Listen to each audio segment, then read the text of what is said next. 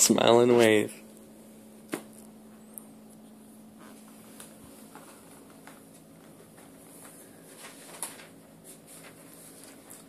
Okay. Start the timer.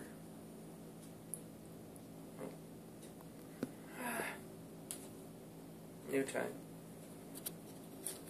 In Plato's allegory of the cave and the short story A Good Man is Hard to Find share a theme of the power of perception.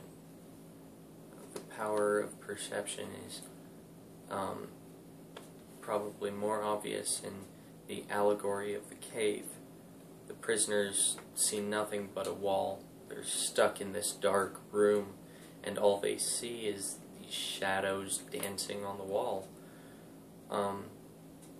And even though their reality is tiny and limited and unenlightened, literally, it's the only reality they know. They have no context for anything outside of it. Quote, "The truth would be literally nothing but the shadows of the images." The enlightened prisoner's reality, however, is in a constant state of flux. It's being destroyed and rebuilt in a higher level of reality. First, he's brought to look at the fire that creates the shadows and the actual shapes, and that bends his reality. He's taken outside the cave, and he looks at actual things. But the process is not all at once. For example, first he would see the shadows best, next the reflections of objects in the water, and then the objects themselves. And this is actually similar to the grandmother's experience in A Good Man is Hard to Find. The grandmother uses her perceptions to bend her reality. In the beginning of the story, she sees that the misfit has escaped from prison, and she tries to convince her family not to go to Florida, because the newspaper says that that's where he'll be going. He says that they'll probably meet him on their travels if they go to Florida. And she tries to convince them to go to other places that she likes more.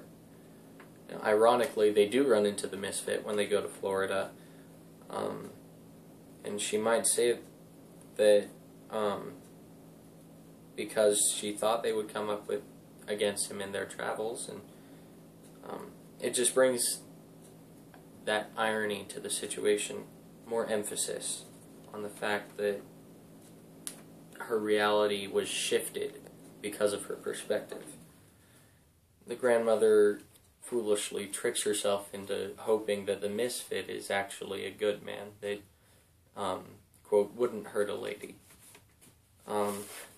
But that's obviously not his intention, as demonstrated when he kills her family and her. His reality is obviously shattered pretty violently. And she's forced to a new one. However, probably not on this plane of existence. But it compares to the enlightened prisoner's violence of reality change. Quote, "And suppose once more that he is reluctantly dragged up a steep and rugged ascent, and held fast until he is forced into the presence of the sun itself. When he approaches the light, his eyes will be dazzled. He will not be able to see anything at all of what are now called realities." Now, this just shows that at first he goes and the prisoner is unable to see the reality around him. But he eventually moves on and begins to see those realities and see how much bigger and more expansive the world was than he thought it was. And he considers himself enlightened because he knows so much more about the world than the other prisoners. In the real world, the Islamic State can demonstrate this power of perspective. They believe that they're a chosen caliphate that will usher in the end times, and odds are they aren't, and that they will eventually come to a violent, reality-shattering change of perspective, that they are not this caliphate that will bring about the end of the end of time. These themes of reality and the power of perspective upon it are also very prevalent in 1984. Near the end of the book, through the principle of doublethink, O'Brien explains to Winston how the party can control the nature of reality because they control what people think they see.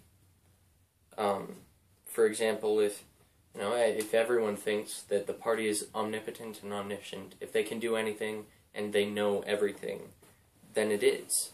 Whether it really is or not is of no consequence, because it's treated as such. Quote, "There is nothing that we could not do. Invisibility, levitation, anything. I could float off this floor like a soap bubble if I wished to. I do not wish to, because the party does not wish it." Now this obviously ludicrous example is given to Winston just so he could realize the absolute power of the party over people's perceptions, and therefore over reality. The power of perspective over the nature of reality is a recurring theme throughout literature, and it's still seen today. As we've seen in A Good Man is Hard to Find, there are somewhat disastrous consequences of having ignorant realities like the grandmother, where she chose to ignore what definitely is true in favor of her own perception of it. The allegory of the cave, tells us that the universal reality is real, that there's something out there happening beyond what we know to be true. And it emphasizes the importance of having the least biased perspective possible, because when we have small amounts of bias, perhaps enough to give us a moral system that we can make choices by, but the less bias we have, the easier it will be to see things as they are and make educated assumptions. We see in 1984 the ways that perspective can be used to control the realities of oneself and of other people, and the dangers such control poses to personal liberties. Winston was taken and forced to see the party's reality, and he lost all sense of self. He lost any sense of identity that he had before. He was, as they said, taken and emptied out into a shell and filled up with the party.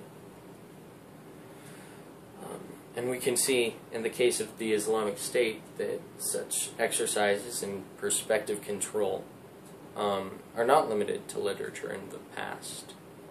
They're alive and well today. While Islamic State controls sort of the nature of reality, they believe that they're in the end times and that they will bring about sort of an apocalypse, a final battle, but they won't. Perhaps they'll come to that realization at some point. Each of these stories gives us a testament of the power of perspective over our lives.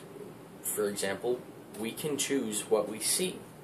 It might seem better to not see some of the ugly things of the world, some of the less comfortable truths, but, things outside our practical reality. But like the enlightened prisoner, in Allegory of the Cave, sometimes life doesn't give us a choice, and we still have a moral obligation, if we are enlightened, to share our enlightenment with others, even at the risk of death. It's better, as the prisoner learned, to raise our eyes to the light and face our challenges head on, and only then can we make reality serve us and become true actors upon the world instead of being acted upon.